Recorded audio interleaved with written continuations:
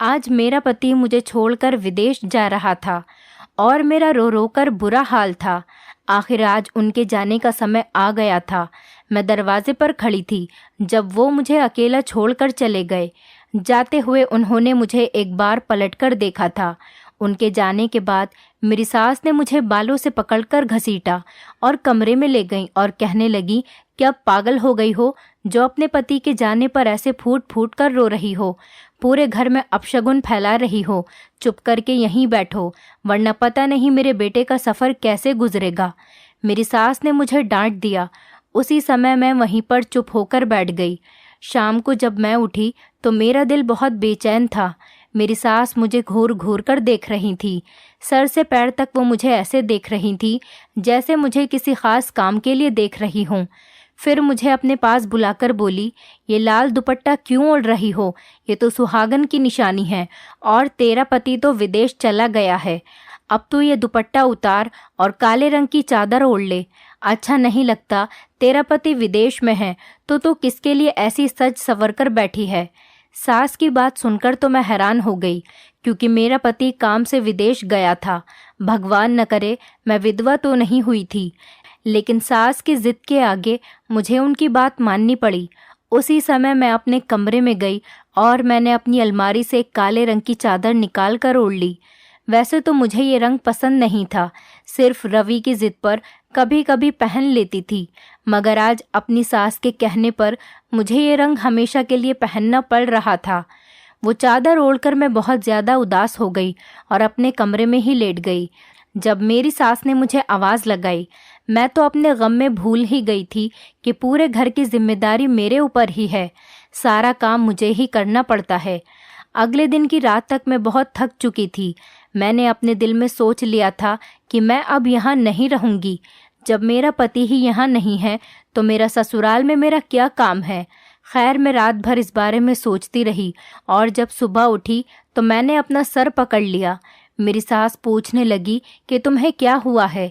मैंने कहा कि मेरे सर में दर्द है और बुखार भी है और मेरा दिल बहुत घबरा रहा है। मैं अपने मायके जाना चाहती हूँ, क्योंकि वैसे भी यही एक बहाना था जिसकी वजह से मुझे अपनी सास से छुटकारा मिल जाता और मैं अपने मायके चली जाती। लेकिन मेरी सास को तो जैसे किसी की फिक्र ही नहीं थी। कहने लगी कि मामूली सा ही तो बुखार है, शाम तक उतर जाएगा और अगर नहीं उतरा तो मैं तुम्हें किसी डॉक्टर के पास ले जाऊंगी। मेरी सास ने मुझे तसल्ली दी, मगर मैंने उनसे कहा कि मुझे मायके जाना है। मैं अपनी माँ से मिलना चाहती हूँ। उनसे मिलकर मेरे दिल का बोझ भी हल्का हो जाएगा। वो हंसकर बोली कि तेरे दिल पर कौन सा बोझ है जो तुझे हल्का करना है। उन्होंने मेरा मजाक उड़ाया और कहने लगी, हम भी तो 1 साल तक अपने पति से दूर रहते थे। ऐसा लग रहा था जैसे वो मुझसे अपने साथ किए गए सलूक का बदला ले रही थीं। मैं परेशान खड़ी थी कि उन्होंने मेरा कंधा थपथपाया और मुझसे कहने लगी कि यहाँ पलंग पर आकर बैठ जाओ और कहा कि यहाँ से उठना नहीं जब तक मैं वापस ना आ जाऊँ। मैं वहीं बैठी रह गई। मेरी सास कमरे में से एक लाल रंग की बोतल लेकर आ गई और मुझसे कहने लगी कि पैर ऊपर करके ठीक से बैठ जाओ। पता नहीं अब ये मेरे साथ क्या करने वाली थी। मैंने दिल ही दिल में सोचा। मेरी सास ने उस लाल रंग की बोतल से थोड़ा सा तेल अपने हाथ पर निकाला और वो मेरे सर पर लगाने लगी। वो तेल बहुत अजीब सा था और मुझे उससे जलन हो रही थी। ऐसा लग रहा था जैसे मेरे सर के बालों में किसी ने तेजाब डाल दिया हो। मेरी सास ने मेरा सर दबाना शुरू कर दिया और साथ ही सर की मालिश भी करने लगी और कहने लगी कि अब तुझे आराम हो जाएगा। यह ऐसा तेल है जिसे 8-10 दिन लगाने से ही तबीयत ठीक हो जाती है। ये तेल हमारे घर में पहले इस्तेमाल होता था, बल्कि मेरी सास भी मुझे यही तेल लगाया करती थी। अब मैं वहीं पर बैठी रही। मैंने सर के दर्द का बहाना तो कर लिया था, लेकिन मैं बुरी तरह से फंस गई थी। इस कड़वे तेल की मालिश करवाना मुझे बहुत बुरा लग रहा था। आधे घंटे के बाद मेरी सास ने मलमल कर मेरा सर छोड़ा। तभी किसी ने दरवाज़ा खटखटाया। मैंने दरवाज़ा खोला तो सामने एक औरत खड़ी थी। ये मेरी सास से रोज़ाना मिलने आया करती थी। उसे देखते ही मेरी सास बहुत खुश हो गई और बोली, आजा शालू, मैं तेरा ही इंतज़ार कर रही थी। देख, मेरी बहू के सर में इतना शदीद दर्द था, मैंने उसे मालिश की तो ये सही हो गई। मेरी सास उनको बहुत खुशी से ये बात बता रही थी। खैर मैं अपने कमरे में चली गई और थोड़ी देर के बाद इनके लिए चाय बनाकर लाई। मेरा दिल बहुत भारी हो रहा था, चाय पीने से भी जैसे उल्टी आ रही थी। मैं उसी समय अपने कमरे में जाकर लेट गई और मुझे जल्दी ही नींद आ गई। रात के 8 बजे मेरी आँख खुली तो देखा कि मेरी सास ने खाना बनाकर तैयार कर लिया था। मुझे प्यार से बुलाया और कहने लगी कि आजा बहू, आकर खाना खा ले। मैंने खाना खाया, लेकिन मेरे मुंह का टेस्ट तक बदल चुका था। इस तेल ने तो मेरी तबीयत और भी ज़्यादा ख़राब कर दी थी। मैंने खाना खा लिया। हैरत मुझे तब हुई जब मेरी सास ने मुझसे कहा कि तू जाकर अपने कमरे में सो जा। ऐसा रोज़ नहीं होता था, बल्कि खाना खाने के बाद तो वो मुझसे अपने पैर दबाने को कहती और कभी मुझसे बर्तन धोने को कहती। लेकिन आज मेरी सास मुझ पर कुछ ज़्यादा ही मेहरबान हो रही थी, जो कि मुझे समझ में नहीं आ रहा था। खैर मैं अपने कमरे में आकर सो गई और मुझे इतनी गहरी नींद आई जैसे किसी ने मुझे नशा दे दिया हो। सुबह तक मैं सोती रही, मुझे कुछ होश ही नहीं रहा। सुबह उठी तो मेरा सर बहुत भारी हो रहा था, यहाँ तक कि मुझसे चला भी नहीं जा रहा था। मैंने अपनी सास से कहा, माँ जी, आपने तो मेरी तबीयत ठीक करने के लिए मुझे ये तेल लगाया था, लेकिन इससे तो मुझे अपनी तबीयत और भी ज़्यादा ख़राब लग रही है। अब तो मुझसे चला भी नहीं जा रहा, मेरा दिल भी बेचैन हो रहा है। तो मेरी सास ने हंसकर कहा, अरे बेटी, 8-10 दिन बाद ही तो ये तेल असर करेगा। अभी तो तेरी तबीयत ख़राब है और इस तेल से शुरू में ऐसा ही होता है। सास की बात सुनकर मैं कुछ सुकून से हो गई, लेकिन मुझे कुछ अजीब सा लग रहा था। अगली रात भी जब मेरी तबीयत ऐसे ही ख़राब रही तो मैंने सोचा इस तेल की मालिश से छुटकारा पाने का एक यही तरीका है कि मैं अपनी सास की तेल वाली बोतल ही कहीं छुपा दूं। मैंने ऐसा ही किया। दोपहर को जब वो पड़ोस में गईं तो मैंने उनके कमरे में जाकर वो तेल की बोतल उठाई और अलमारी के पीछे छुपा दी। सोचा अगर मेरी सास ज़्यादा बिगड़ी तो उन्हें बता दूंगी, क्योंकि अब मुझसे ये रोज़ रोज़ की तकलीफ़ बर्दाश्त नहीं हो रही थी। इसीलिए मैंने तेल छुपाना ही बेहतर समझा। सास जब घर में वापस आई तो उन्होंने वो तेल की बोतल ढूंढना शुरू की। कहने लगी कि तेरे सर की मालिश करनी है, तेल की बोतल पता नहीं कहाँ चली गई। मैं भी उनके सामने ऐसी हो गई जैसे मुझे कुछ पता ही ना हो। उसके बाद माँ जी ने इतना शोर मचाया कि सारा घर सर पर उठा लिया। मुझे उनकी ये बात बहुत अजीब लगी। उन्हें मेरे सर के दर्द से इतनी क्या तकलीफ थी जो वो मेरे सर में रोज़ाना तेल लगाना चाहती थीं, क्योंकि मेरी सास का बर्ताव तो मेरे साथ कुछ ज़्यादा अच्छा नहीं था। मैं सोच भी नहीं सकती थी कि वो मेरी इतनी फ़िक्र भी कर सकती है। पहले तो मैंने सोचा था कि अलमारी के पीछे से वो तेल की बोतल उन्हें दे दूंगी, लेकिन अब जब मैंने उनको इस तेल के लिए इतना परेशान देखा तो मैंने अपना इरादा बदल लिया था, क्योंकि मुझे उन पर शक हो रहा था। और वो तेल लगाने के बाद मुझे सारी रात नींद आती रहती। सुबह उठती तो मेरी तबीयत और ज़्यादा ख़राब होती और ऐसे इलाज की मुझे कोई ज़रूरत नहीं थी, जिससे मेरी तबीयत ठीक होने के बजाय और ज़्यादा ख़राब हो रही थी। उस रात जब मैं अपने कमरे में सोने के लिए गई तो सास ने मेरे कमरे का दरवाज़ा बाहर से बंद कर दिया। मुझे ऐसा लगा कि उन्होंने बाहर से ताला लगा दिया हो। मुझे बहुत हैरत हुई।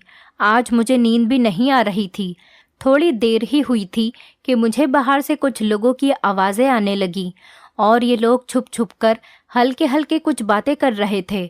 मैंने अपने कमरे का पंखा बंद कर दिया और उन आवाज़ों को दरवाजे के पास जाकर गौर से सुनने लगी। कुछ घसीटने की आवाज़ें भी आ रही थी, जबकि 2-4 आदमी एक साथ खड़े थे। मेरी सास उनसे पता नहीं क्या कह रही थी। पूरे घर में अंधेरा था, मेरे कमरे की लाइट भी बंद थी। मैंने देखा 2 आदमी हमारे घर से छुपकर निकल रहे थे। पहले मैंने सोचा कि मेरी सास का कोई रिश्तेदार होगा, लेकिन मेरे दिल में ख्याल आया अगर कोई रिश्तेदार होता तो ऐसे चोरी छुपे क्यों मिलने आता। दिन की रोशनी में भी तो मिलने आ सकता था, रात में ही क्यों आया। अब तो मेरी सास पर मेरा शक और भी पक्का हो गया था। सुबह जब मैं उठी तो बहुत फ्रेश फील कर रही थी। मेरी तबीयत थोड़ी सी भी ख़राब नहीं थी। जब मैं कमरे से बाहर आई तो मेरी सास ने मुझे देखा और कहने लगी कि रात को नींद ठीक से तो आई थी। मैंने उनसे कहा, जी मैं सो गई थी। वो कहने लगी कि मैं जानती हूँ कि तेरी तबीयत अब भी ख़राब है, मैं आज ही तुझे शालू की माँ के पास लेकर चलूंगी। तुम तो जानती हो वो कितनी माहिर हैं। उससे बहुत औरतें दवाई लेने आती हैं। चाहे कोई भी बीमारी हो वो हर मर्ज की दवा देती हैं। मेरी सास ने मुझे समझाया, लेकिन मैं जानती थी कि शालू आंटी की माँ एक पाखंडी औरत के अलावा और कुछ नहीं है। इसीलिए मेरा उनके पास जाने का बिल्कुल इरादा नहीं था। मैंने अपनी सास से कहा कि माँ, अब मैं बिल्कुल ठीक हूँ, कोई ज़रूरत नहीं है वो कड़वा तेल लाने की। मैंने मुंह बनाते हुए कहा। वो कहने लगी, अरे तुझे क्या पता तेरी तबीयत ठीक है या नहीं। आज ही मैं तुझे लेकर जाऊंगी और तेरा इलाज करवाऊंगी। तू फिक्र मत कर, तू शाम को तैयार रहना। अपनी सास की बात सुनकर मैं अपना सर पकड़कर बैठ गई और कहने लगी, माँ, मुझे कोई इलाज नहीं करवाना, मैं बिल्कुल ठीक हूँ, आप मेरा पीछा छोड़ दें।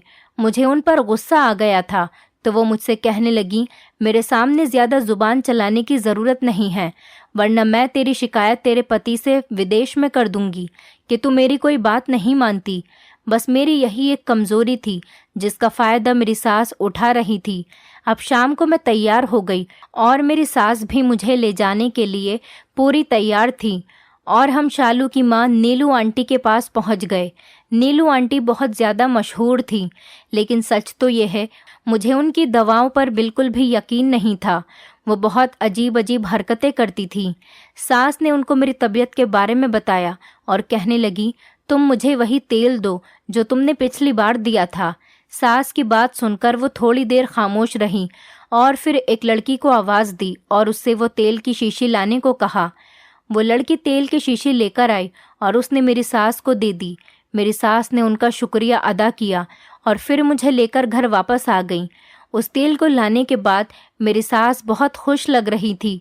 ऐसा लग रहा था जैसे उन्हें कोई खजाना मिल गया हो। मुझे ये सब देखकर बहुत ज़्यादा बुरा लग रहा था, लेकिन मैंने भी अपने दिल में ठान ली थी कि कुछ भी हो जाए अपनी सास को ये तेल अपने सर में लगाने नहीं दूंगी। मेरे दिमाग में एक आइडिया आया और मैंने वही किया। मैंने उस जैसी शीशी ली और उसमें सरसों का तेल भर दिया और इसमें लाल रंग मिला दिया और जो तेल मेरी सास लाई थी वो मैंने पेड़ों में फेंक दिया। मेरी सास को ज़रा भी इस बात का एहसास नहीं हुआ कि मैंने वो तेल की बोतल बदल दी है। रात को रोज़ की तरह मेरी सास ने मुझे अपने पास बुलाया और मेरे सर की मालिश करने लगी। जब मालिश अच्छे से हो गई तो वो मुझसे कहने लगी कि जाओ अपने कमरे में जाकर सो जाओ, 8 दिन में तेरी तबीयत ठीक हो जाएगी। जबकि मुझे तो कोई बीमारी ही नहीं थी। खैर, मैं अपने कमरे में आ गई, लेकिन मुझे नींद नहीं आ रही थी। मेरी तबीयत अब बिल्कुल ठीक थी, मुझे थकावट भी नहीं हो रही थी। जबकि उस तेल की मालिश के बाद मेरा सर भारी हो जाता था। मैं अपने बिस्तर पर जाकर लेट गई। थोड़ी देर बाद मुझे वही आवाज़ें आने लगीं।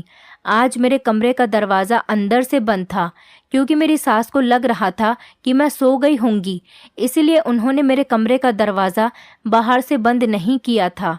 वो आवाज़ें मुझे ज़्यादा आने लगीं तो मैं अपने कमरे के बाहर आई। देखा तो ये आवाज़ें मेरी सास के कमरे से आ रही थी।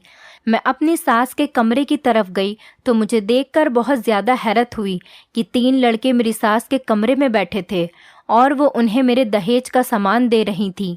उन लड़कों ने अपने चेहरे नकाब से ढक रखे थे। तभी मेरी सब कुछ समझ में आ गया कि ये मेरे दहेज का सामान। ये सोचते ही मुझे चक्कर आने लगे। मैं दरवाज़ा खोलकर उनके कमरे के अंदर चली गई और अपनी सास के सामने जाकर खड़ी हो गई। मैंने उनसे कहा कि माँ जी, ये लोग कौन हैं और मेरे दहेज के बर्तन आप इन्हें क्यों दे रही हैं? मुझे देखकर मेरी सास के चेहरे का रंग उड़ गया और कहने लगी, तू यहाँ कैसे आई? मैंने तो तुझसे कहा था कि अपने कमरे में जाकर सो जा। वो अपनी गलती छुपाने के लिए उल्टा मुझे ही डांट रही थी। मैंने उनसे कहा कि माँ, मैं सो नहीं सकती। जो मैंने आपसे पूछा है मुझे पहले उसका जवाब दो। तो वो कहने लगी कि तू होती कौन है मुझसे पूछने वाली? वो उल्टा मुझ पर ही गुस्सा करने लगी और कहने लगी कि मैं जो चाहे करूं, ये मेरा घर है, तू मुझे मत बता कि मुझे क्या करना है और क्या नहीं। वो मुझ पर चिल्लाने लगी। ये देखकर वो लड़के जल्दी से घर से भाग गए, लेकिन मेरे दिमाग में ये बात बैठ चुकी थी। मैं भला कैसे अपनी सास को छोड़ सकती थी? बहस करते करते उन्होंने हार मान ली और कहने लगी कि मैं तेरे दहेज का सामान अपनी बेटी के घर पहुंचा रही थी। उसके घर मेहमान आ रहे हैं, थोड़े ही दिन की तो बात है, सामान वापस आ जाएगा। लेकिन तू तो अपने दहेज को हाथ भी लगाने नहीं देती, इसलिए मैं तेरे सोने के बाद ये काम कर रही थी।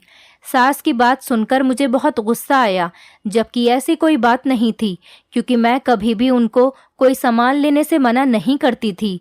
फिर पता नहीं क्यों उन्होंने मुझसे ये बात छुपाने की कोशिश की। जब मेरी और उनकी लड़ाई बढ़ गई तो वो मुझे धमकी देने लगी और कहने लगी कि मैं तुझसे बदला लेकर रहूंगी।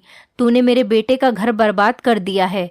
मैं अभी उसे फ़ोन करती हूँ और उसे बताऊंगी कि रात को तुझसे लड़के मिलने आते हैं। मैं उनकी बात समझ गई थी कि वो मुझे धमकी क्यों दे रही हैं और मुझसे क्या चाहती हैं। वो जानती थी कि मैं उनकी इस बात के आगे मजबूर हो जाती हूँ, लेकिन कब तक वो मुझे इसी बात को लेकर ब्लैकमेल करती रहती। आखिर कब तक वो मुझे मेरे पति के नाम की धमकी देकर मुझसे अपनी हर बात मनवाती रहेंगी। ये सोचकर मेरे दिल में डर सा आ गया, लेकिन मैं अब ऐसा नहीं होने दे सकती थी। उस दिन मैं भी उनके सामने खड़ी रही। मैंने उनसे कहा कि आप फ़ोन करें, जिसको आपका दिल करे आप उसे फ़ोन करें। मैं अपने दहेज की कोई भी चीज़ यहाँ से लेकर जाने नहीं दूंगी। मेरी बात सुनकर मेरी सास को गुस्सा आ गया और उन्होंने मुझे धक्का दे दिया। मैं जाकर दरवाजे के आगे गिर गई और मेरे सर में चोट लग गई। वो गुस्से से लाल पीली होकर बाहर चली गईं और मैं अपना सर पकड़कर वहीं बैठ गई। अब ना जाने क्या होने वाला था। उनका गुस्सा कोई तूफान लाने वाला था। फिर उन्होंने ऐसा ही किया। विदेश में मेरे पति को फ़ोन किया।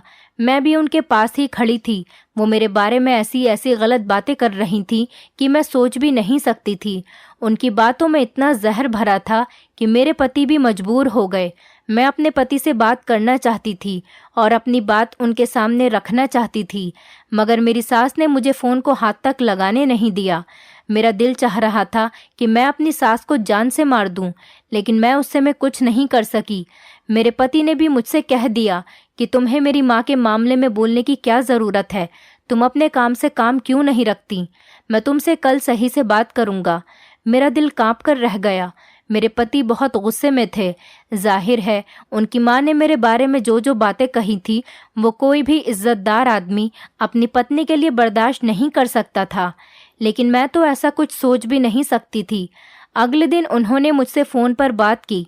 मैं सोच रही थी कि वो मुझसे पूछेंगे कि आखिर क्या बात है, मगर उन्होंने रात भर सोचने के बाद यही फैसला सुनाया कि उनके विदेश जाने के बाद मैं बिगड़ गई हूँ और उनकी पीठ पीछे गुल खिला रही हूँ। उनकी इस बात ने तो मेरा दिल ही तोड़ दिया। मैं फूट फूट कर रोने लगी। मैं सोच भी नहीं सकती थी कि मेरे पति मेरे साथ ऐसा सलूक करेंगे। वो सिर्फ अपनी माँ की बात सुनेंगे और मुझसे कुछ पूछेंगे भी नहीं। उन्होंने एक बार भी मुझे अपनी सफाई देने का मौका नहीं दिया और मुझे डिवोर्स दे दी। मैं रोती पीटती अपने मायके आ गई। इन सब में मेरा कोई कसूर नहीं था, लेकिन मेरे माँ बाप मुझे देखकर बहुत परेशान हुए। लेकिन मैंने अपनी परेशानी की परवाह नहीं की, बल्कि अपने माता पिता का साथ दिया। उन्होंने इस बार भी जहाँ मेरा रिश्ता तय किया, मैंने खामोशी से वहीं पर शादी कर ली। अपने माँ बाप का फैसला मानने का मुझे ये सिला मिला कि मेरी शादी एक बहुत ही अच्छे इंसान से हो गई, जिसे काम करने के लिए विदेश में जाना नहीं पड़ता था। मैं अपने पति के साथ बहुत ज़्यादा खुश थी। वो भी मुझसे बहुत मोहब्बत करते थे और मेरी बहुत ज़्यादा इज्जत करते थे। मुझे लग रहा था कि अब मेरी ज़िंदगी खुशी खुशी कटेगी। एक दिन मुझे अपने मोहल्ले की एक औरत मिली। बातों बातों में वो मेरी सास के बारे में बातें करने लगी। मैंने पूछा कि वो कैसी हैं। उनकी हालत पर वो अफसोस करने लगी और कहने लगी कि उनकी हालत तो बहुत ज़्यादा ख़राब है। मैंने कहा, क्यों, उन्हें क्या हुआ? तो उसने मुझे बताया कि तुम्हारी सास को तो तुम पर जुल्म करने की आदत थी, लेकिन जब उनके बेटे ने दूसरी शादी की तब वो बहुत ज़्यादा खुश थी, क्योंकि राधा एक बहुत ज़्यादा अमीर घर की लड़की थी और वो बहुत सारा दहेज लेकर आई थी। लेकिन उस लड़की ने आते ही तुम्हारी सास को सीधा कर दिया। राधा अपनी सास की कोई भी बात नहीं मानती थी और अपने पति के सामने ऐसी ऐसी बातें करती कि वो बुढ़िया कुछ भी नहीं कर सकती थी। जाहिर है वो लड़की बहुत ज़्यादा खूबसूरत और अमीर थी, इसीलिए उसका रोब तुम्हारी सास पर बहुत ज़्यादा था। तुम्हारी सास तो तुम्हारे ऊपर जुल्म करने की आदी थी। उसने अपनी दूसरी बहू के साथ भी वही करने की कोशिश की, लेकिन उसने एक रात अंधेरे में उनको रंगे हाथ पकड़ लिया, क्योंकि तुम्हारी सास को चोरी करने की आदत थी। पता नहीं उसे ये आदत कहाँ से लग गई। हालांकि भगवान का दिया हुआ घर में सब कुछ था, लेकिन शायद उसको चोरी करने का शौक लग चुका था। अपनी बेटी को अपनी बहुओं की चीजें देना उसे अच्छा लगता था। अपने बड़े बेटे की बीवी के साथ भी उसने यही हाल किया था। अब तो उसकी इतनी बुरी हालत है कि उसकी बहू राधा का दिल करे तो ही वो उसे खाना देती है, वरना वो उसे खाना भी नहीं देती। वैसे उसको यही सज़ा मिलनी चाहिए थी। उसने तुम्हारे साथ बहुत बुरा किया। उसने अपनी पहली बहू के साथ भी ऐसा ही किया था। मैं अपनी सास के बारे में जानकर खुश तो नहीं हुई थी, क्योंकि किसी को तकलीफ में देखकर खुश होना अच्छी बात नहीं है। सच तो यह है कि इंसान को अपने किए की सज़ा इसी दुनिया में मिलकर रहती है। भगवान सबको उसके किए की सज़ा ज़रूर देता है। दोस्तों, उम्मीद करती हूँ आपको हमारी कहानी पसंद आई होगी।